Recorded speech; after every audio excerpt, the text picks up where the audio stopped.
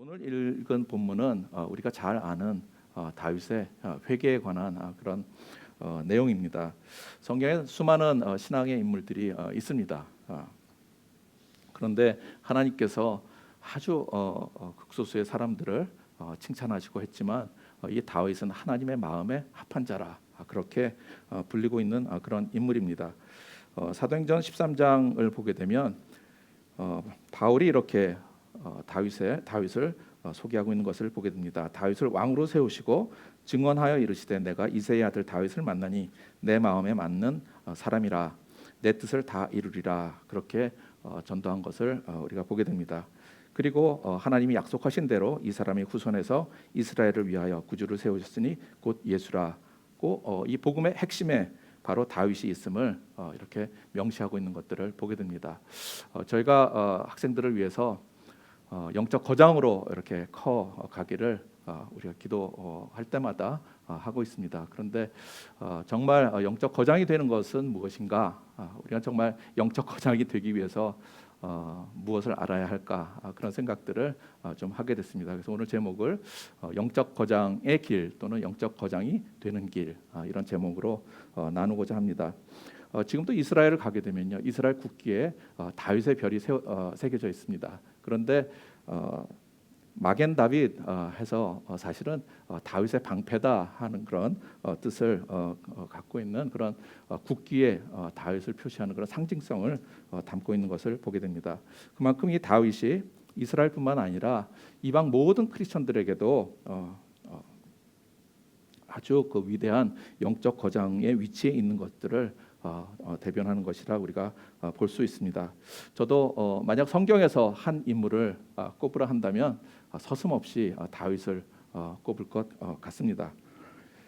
그런데 이 위대한 영적 거장, 하나님의 마음에 합한 사람 다윗, 초대왕 사울을 패하면서까지 하나님께서 친히 불러 선택한 이 다윗이 오늘 고백하는 이 시편의 배경은 너무나도 하나님 뜻과는 다른 거리감이 있어 보이는 심각한 죄인의 모습으로 등장하고 있는 것을 발견하게 됩니다. 다윗은 나라 전체가 전쟁을 치르기 위해서 장수 요압을 대두로 해서 암몬 사람과 이제 전쟁을 치르는, 그래서 라빠에 가서 암몬 사람들을 이렇게 포위한 그런 현장을 성경이 조명하고 있는 것들을 보게 됩니다. 그럼 그때 이 다윗이 전쟁에 나가지 않고 예루살렘 성루에 있었는데 그때 한가롭게 이 성루를 이렇게 거닐다가 아주 미모가 뛰어난 밧세바를 보게 됐습니다. 이 밧세바는 충복인 우리아의 아내였습니다. 그런데 이 밧세바를 본 이 젊은 다윗이 그 미모에 빠져서 그 여인을 궁으로 불러들이고 동침을 하게 됩니다. 그리고 이제 아기를 잉태하게 됩니다. 그러니까 이것이 들통이 나게 되면 너무너무나도 수치스럽고 또 큰 그런 반대에 부딪히게 될 그런 일들인 만큼 그것들을 이제 숨기기 위해서 거짓말을 하고 또 그 남편 우리아를 전쟁 맨 앞에 보내서 죽게 하는 살인 교사를 범하게 되었습니다. 거짓말도 하고 간음도 하고 살인도 하고 그리고 성경의 율법 안에 있는 십계명을 잘 알고 있는 이 다윗이었을 텐데 따져 보면 이 십계명에 있는 모든 계명을 거의 다 범한 것 같은 진정한 중대한 죄를 범한 것을 보게 됩니다. 그렇지만 이 다윗이 나단 선지자가 하나님께서 나단 선지자를 불러서 다윗에게 가서 그 죄를 지적하라고 말할 때까지 이 다윗이 자발적으로 회개하고 있지는 않은 것을 우리가 성경을 통해서 발견하게 됩니다. 아이가 태어났고 그리고 아이가 태어나서 자라고 있는데도 이 다윗은 회개를 죄에 대해서 깨닫지 못하고 있는 것들을 우리가 보게 됩니다. 그래서 하나님께서 나단 선지자를 보내니까 그때야 비로소 고심 끝에 자신의 죄를 범어가 있는 것을 죄에 대해서 회개하고 있는 것을 우리가 보게 됩니다. 우리가 또 죄를 짓습니다. 그렇지만 이 정도는 아니지 않나 하는 그런 생각들을 사실 해보게 됩니다. 우리도 알고 모르게 또는 우리의 젊은 시절에 가진 그런 생각들을 우리가 다스리지 못해서 죄에 빠질 때가 있습니다. 특별히 사춘기 때, 혈기가 왕성할 때, 성적 호기심들이 가득 찰 때, 음란한 마음들이 나도 모르게 드는 때, 그것들은 우리가 부인할 수 없는 정욕과 탐욕의 그런 유혹이 우리 가운데 있는 것이 사실입니다. 사실 성경의 신앙의 인물들 중에 이만한 죄를 지은 사람은 없습니다. 특히 예수님이 오시도록 특별한 혈통과 가문으로 삼은 하나님의 마음에 합한 자라고 불리는 그것이 정말 마땅치 않아 보이는 그런 일들을 이 다윗이 큰 범죄를 저지른 것을 우리가 보게 됩니다. 그런데 다윗이 오늘 우리가 읽은 이 본문 가운데 정말 자신의 죄를 어떻게 고백하고 있는지 두 파트로 나눠서 잠시 생각해 보고자 합니다. 다윗이 7절에 보게 되면 우슬초로 나를 정결하게 하소서, 내가 정하리이다. 나의 죄를 씻어 주소서, 내가 눈보다 희리이다. 그리고 9절에도 주의 얼굴을 내 죄에서 돌이키시고 내 모든 죄악을 지워 주소서. 다윗이 비로소 자신이 하나님 앞에 죄를 범한 것을 뉘우치고 죄를 사하시고 자신을 깨끗이 해달라고 그렇게 회개하고 있는 장면입니다. 다윗이 고백하는 이 내용을 보면요, 하나님께 용서를 구하면 하나님께서 죄를 사해 주시는 분이다 하는 것을 이 다윗이 알고 있었던 것들을 우리가 생각해 보게 됩니다.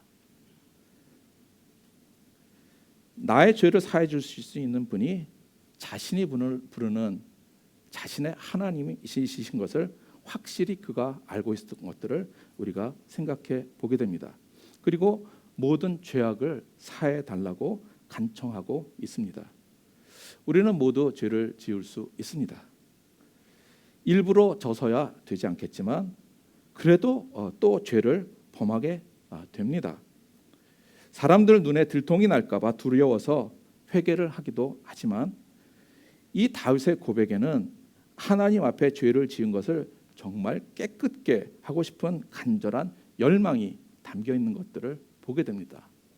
하나님께 구하면 내 죄가 사해질 수 있다 하는 그런 지식과 믿음이 그 안에 담겨 있는 것을 보게 됩니다.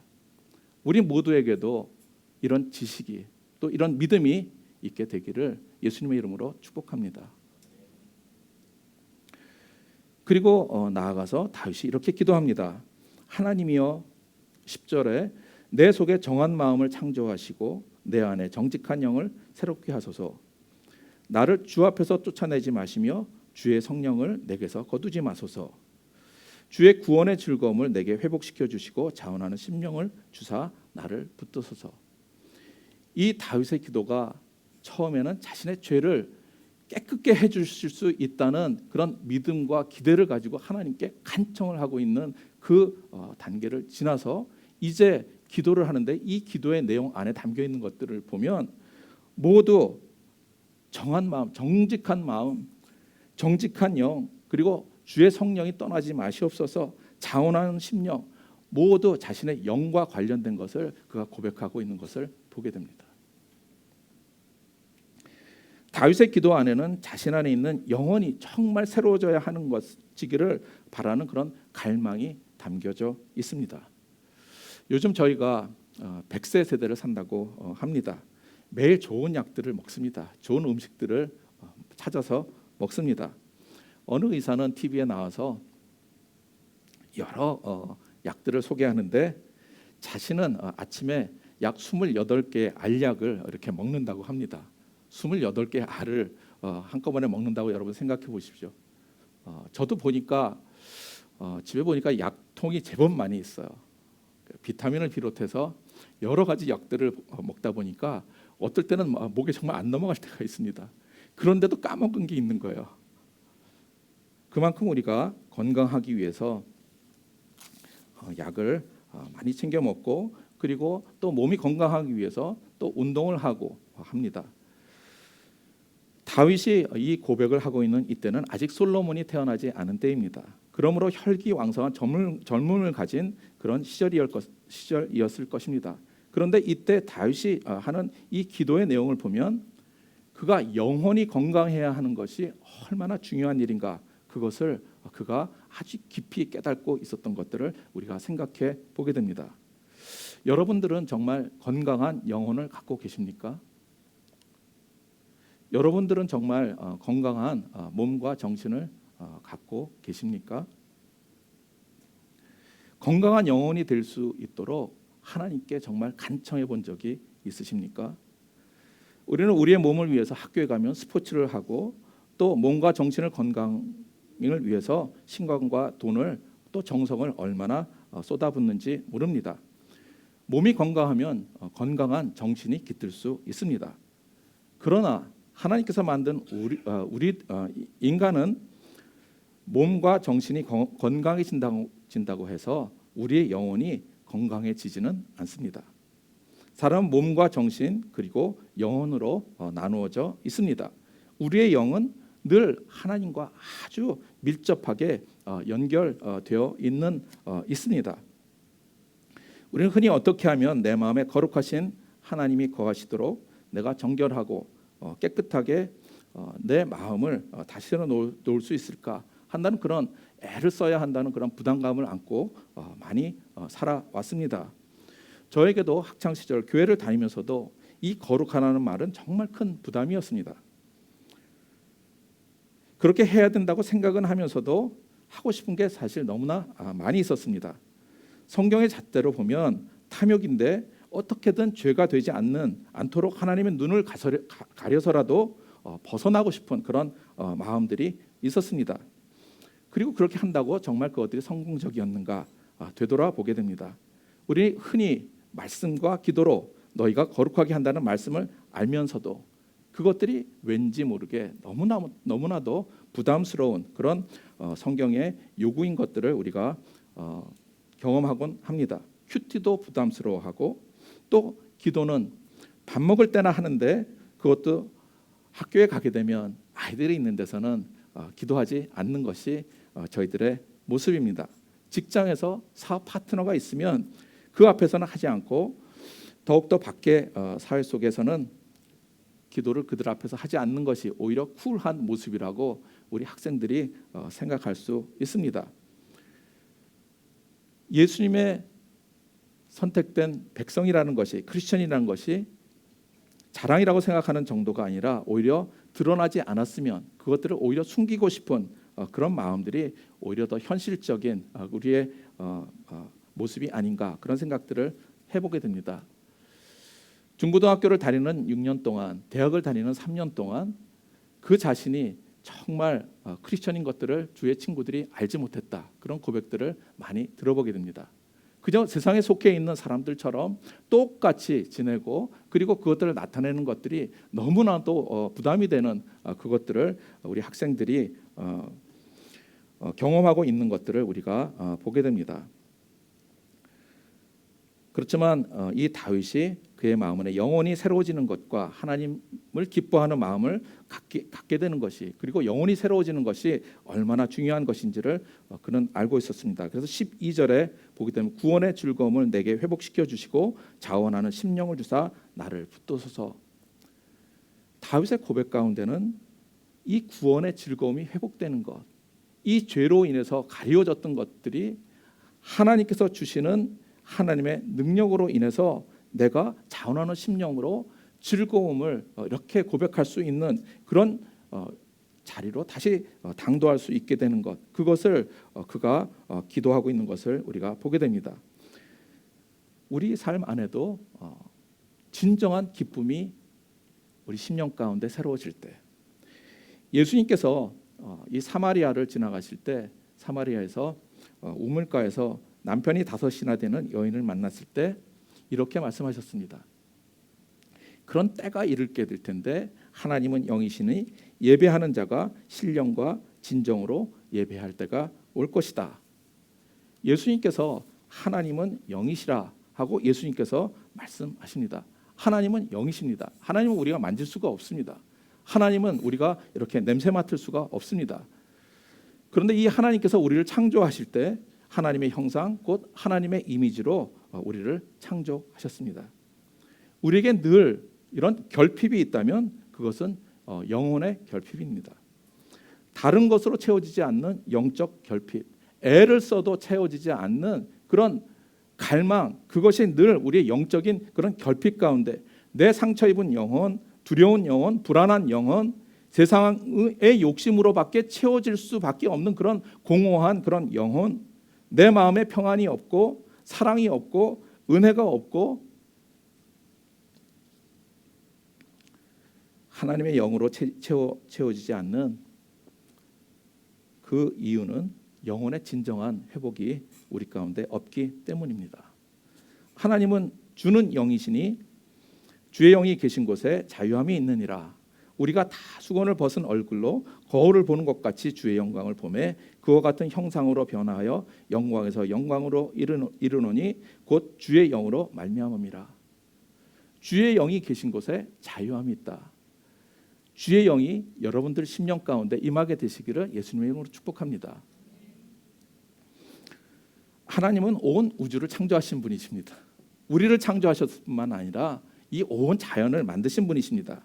하나님은 전지전능하신 분이십니다. 하나님은 어느 곳에라도 계시는 무소부재하신 분이십니다. 그리고 영원하신 분이십니다. 하나님은 우리가 깨닫지 못해서 그렇지 오늘 우리가 있는 바로 이 자리에도 함께 계시는 그런 분이십니다. 에레미야가 이렇게 고백을 했습니다. 여호와의 말씀이니라 사람이 내게 보이지 아니하려고 누가 자신을 은밀한 곳에 숨길 수 있겠느냐. 여호와가 말하노라 나는 천지에 충만하지 아니하냐. 하나님은 땅에 하늘에 모든 것에 충만하신 분이십니다. 이 충만이란 말은 헬라어로 플레로마라고 부릅니다. 플레로마라는 이 헬라어 뜻은 채우다, 완전하게 하다, 그리고 완전한 걸 지나서 넘쳐나는 것이다 라는 그런 뜻을 갖고 있습니다. 그러니까 하나님이 천지에 충만하다고 얘기하는 것은 완전하게 채우신 그런 하나님의 임재가 있다 하는 말이기도 하고 그것이 넘쳐난다 하는 그런 하나님의 임재가 늘 충만한 것이다. 그렇게 성경이 또 선지자가 그의 삶을 통해서 그의 경험을 통해서 그렇게 고백하고 있는 것을 보게 됩니다. 그러니까 우리는 언제든지 하나님을 부르면 언제든지 찾을 수 있는 것입니다. 하나님은 영이심으로 우리가 찾으려고 한다면 나의 영혼이 내 마음만 열어놓는다면 영이신 하나님께서 내 영혼 가운데 찾아오실 수 있는 것입니다. 나는 천지에 충만하지 아니하냐. 그리고 그분께 얘기하면 우리 영혼을 늘 건강하게 해주실 수 있는 능력이 하나님께는 계신 것입니다. 그래서 이 다윗이 하나님께 죄를 범했는데도 불구하고 하나님께 나아가서 영혼이 새롭게 건강이 되는 그런 능력을 덧입고 그가 영적 거장으로 우뚝 설 수 있었던 것입니다. 다윗이 실수는 했지만 심각한 죄를 지었지만 하나님의 사랑은 인간의 어떤 죄보다도 크신 것을 그가 바로 경험한 것입니다. 그리고 그는 하나님을 정말 찬양할 수 있었습니다. 정말 기쁨에 넘쳐서 나의 죄를 사하신 그럼에도 불구하고 나의 영혼을 소생시키신 그 하나님을 정말 마음 깊은 곳으로부터 기쁜 마음으로 즐거운 마음으로 사랑하는 마음으로 그렇게 찬양할 수 있었던 것입니다. 계시록 3장 10절을 보게 되면 내가 문 밖에서 두드리노니 누구든지 내 음성을 듣고 문을 열면 내가 들어가 나는 그로 더불어 먹고 그는 나로 더불어 먹으리라. 예수님은 무엇이 필요한 분이 아니십니다. 배고픈 분이 아니십니다. 그럼에도 불구하고 네가 내 음성을 듣고 문만 열면 내가 들어가서 내가 너로 더불어 먹을 것이다. 그리고 너는 나로 더불어 먹을 것이다.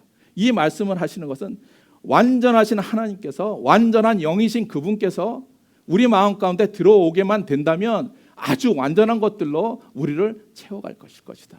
우리의 영혼을 소생시킬 것이다.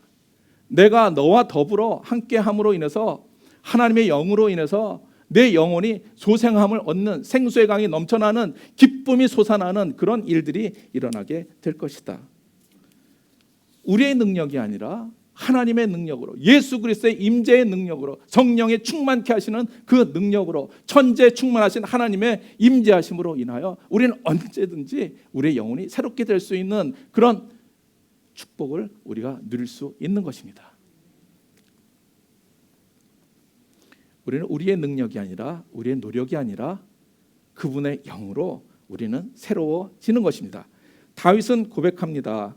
시편 37편에 여호와를 기뻐하라. 그가 내 마음의 소원을 이루어 주시리라. 이런 소망이 우리들에게 가득 차게 되기를 예수님의 이름으로 축복합니다. 내 영혼이 건강한 것, 생명이 넘치는 것, 그것은 몸과 정신이 건강한 것과는 완전히 다른 차원의 것입니다. 세상이 감당치 못하는 능력, 그것은 바로 건강한 영혼을 가질 때 그렇게 일어날 수 있는 것입니다. 복음은 곧 영이신 하나님의 권능이, 하나님의 은혜가, 완전하신 사랑과 평화가 우리 삶 가운데 임하는 것입니다.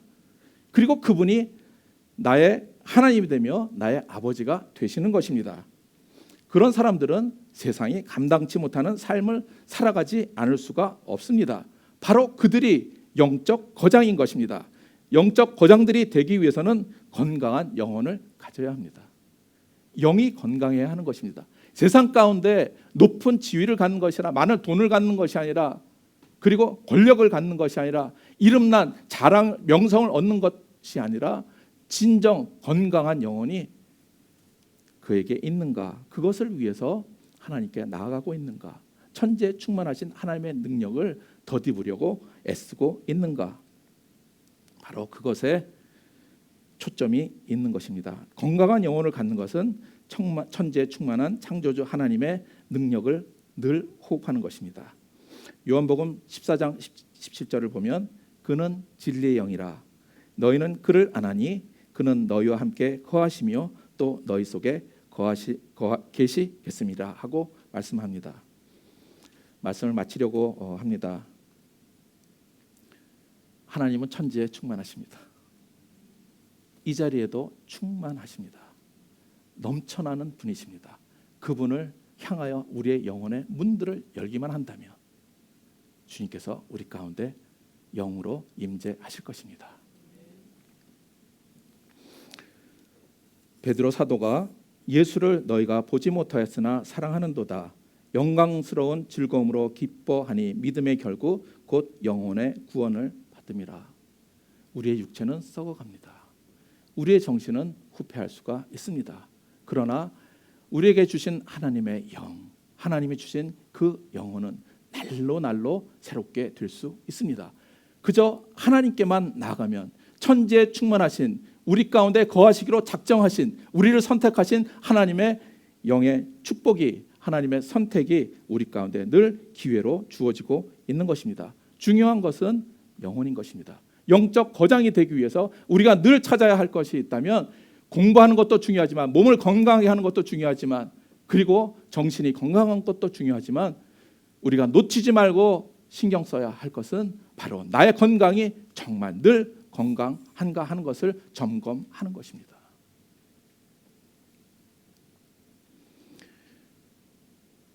우리가 죄가 있다 할지라도 하나님께 나아가면 영적 거장이 될 수 있습니다. 하나님은 우리의 모든 죄보다 크신 사랑을 늘 우리를 향해서 쏟아붓고 계십니다. 그래서 예수님을 우리에게 보내신 것입니다. 하박국 3장 17절 18절 말씀을 보면서 설교를 마치려고 합니다. 비록 무화과 나무가 무성하지 못하며 포도나무에 열매가 없으며 감람나무에 소출이 없으며 밭에 먹을 것이 없으며 우리의 양이 없으며 외양간에 소가 없을지라도 나는 여호와로 말미암아 즐거워하며 나의 구원의 하나님으로 말미암아 기뻐하리로다. 주 여호와는 나의 힘이시라.